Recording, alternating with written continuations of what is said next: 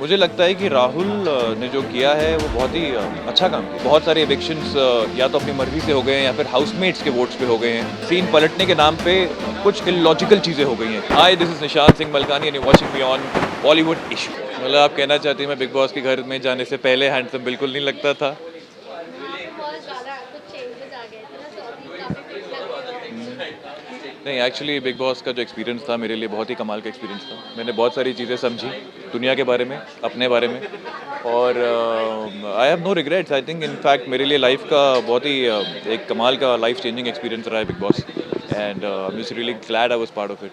लेकिन अभी आप कितना बिग बॉस फॉलो करेंगे? मैं बिग बॉस फॉलो नहीं कर पा रहा हूँ। In fact to be very honest, मेरा मन नहीं करता है ज़्यादा फॉलो करने का, क्योंकि जिस तरह से लोग वहाँ लड़ते हैं, जिस तरह से नेगेटिविटी होती है उस घर में, मैं उन लोगों को जानता हूँ, पर्सनली देखा है, उनके साथ टाइम स्पेंड किया, तो मुझे उन लोगों को उस तरह के एटमॉस्फेयर में जीते हुए और वो सब काम एक दूसरे के अगेंस्ट करते हुए मुझे ख़राब लगता है, इसलिए मैं देखता ही नहीं ऑनेस्टली। ये जो राहुल रैंपेज जो घर से बाहर आ चुके हैं, हाँ। काफ़ी ट्रेंड पे चले, तो उनके बारे में आपका क्या कहना है? मुझे लगता है कि राहुल ने जो किया है वो बहुत ही अच्छा काम किया।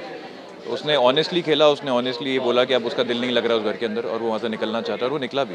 तो आई थिंक ये चीज़ जो कविता ने भी करी, वो भी जब दरवाज़ा खुल गया तो खुद ही अपनी मर्ज़ी से बाहर आ गई।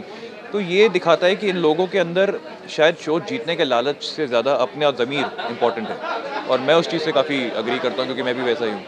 इसीलिए I think I totally support Rahul and Kavita both the way they have come out of the house. या देखिए, तो बिग बॉस के घर के अंदर काफ़ी लोगों ने अपनी प्रेजेंस को इश्यूज के लोग भी बाहर आए हैं सबके, मतलब अभी ना रुबीना का जो रिलेशन था उसके बारे में कुछ पता चला, तो उसके बारे में आप क्या कहें? मैं काफ़ी शॉक था ये जान के, क्योंकि मुझे हमेशा से लगता था कि Abhinav and Rubina are a couple that is made for each other. मतलब वो दोनों की, उन दोनों की केमिस्ट्री, उनकी अंडरस्टैंडिंग इतनी अच्छी दिखती थी घर के अंदर। मैं सोच भी नहीं सकता था कि उनके बीच में कोई प्रॉब्लम्स हो सकती हैं, लेकिन ये हम सबके लिए एक एग्जाम्पल है कि कितना भी खूबसूरत कोई रिश्ता बाहर से क्यों ना दिखता हो, अंदर कई बार ऐसी प्रॉब्लम्स होती हैं जो सिर्फ उस कपल को ही पता होती है।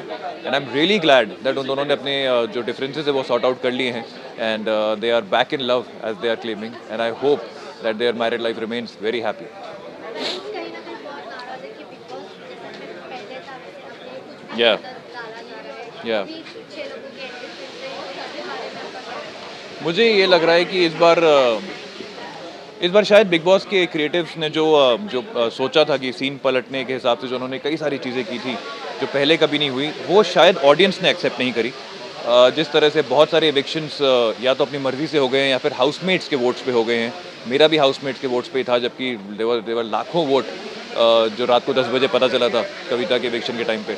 तो मुझे लगता है ये सब चीज़ें ऑडियंस को समझ में नहीं आ रही हैं, और थोड़ा इस बार उनको लग रहा है कि सीन पलटने के नाम पे कुछ इलॉजिकल चीज़ें हो गई हैं जो कि अनफेयर दिख रही हैं बहुत ही। तो आई थिंक दैट्स वाई थोड़ा सा ये सीज़न थोड़ा सा फीका है कंपेयर टू द। बहुत ज़्यादा फैंस को लग रहा है। हाँ, मैं जानता हूँ, I am just trying to be modest here, but हाँ, पिछले सीजन्स के बराबर में अगर देखा जाए तो बहुत फ़र्क है इस बार के सीज़न में, और I think we could have done, the season could have done much better अगर ये सीन पलटने के हिसाब से बहुत सारी नई एक्सपेरिमेंट्स नहीं किए गए। मुझे लगता है एक्सपेरिमेंट्स काम नहीं करे इस बार। रही बात शो की, सबसे मोस्ट आपकी एंट्री वहाँ कब होने वाली है? ऐसा कुछ आगे शो में गुड्डन में मेरी एंट्री नहीं, ऐसा कोई चीज़ नहीं है, कोई प्लान भी नहीं है गुड्डन में मेरा एंट्री वापस लेने की। मेरी लीप हो चुका है, अक्षय जिंदल रिज्यूम्ड डेड हैं,